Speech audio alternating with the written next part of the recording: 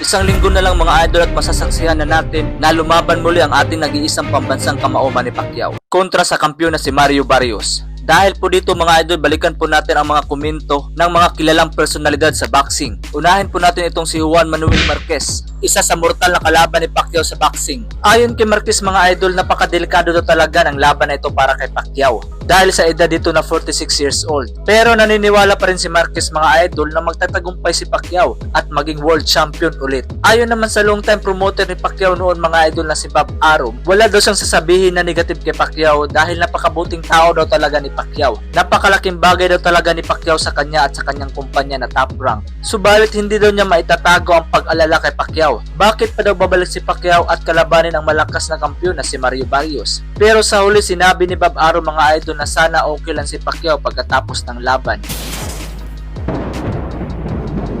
Ito ang mga personalidad mga idol na naniniwala na magtatagumpay pa rin itong si Manny Pacquiao. Nandyan si Oscar De La Hoya, Antonio Barrera, Robert Garcia, Sean Porter, Shane Mosley at ang ating The Flash Nonito Donaire at marami pang iba mga idol. Kung mapapansin natin halos lahat ng personalidad sa boxing ay pabor pa rin na mananalo si Pacquiao sa kabila ng edad nito at hindi pagiging aktibo ng 4 na taon. Pero ang nakakalungkot lang dito mga idol, pagdating sa pustahan napaka-underdog po talaga ni Manny Pacquiao. Kung pupusta ka kay Pacquiao ng 1,000, mananalo ka ng 8,000. Ganyan po kadihado si Manny Pacquiao mga idol. Ibig sabihin lang nito mga idol, halos lahat ng tao sa Amerika ay hindi naniniwala na magwawagi ang ating pambansang kamao Manny Pacquiao.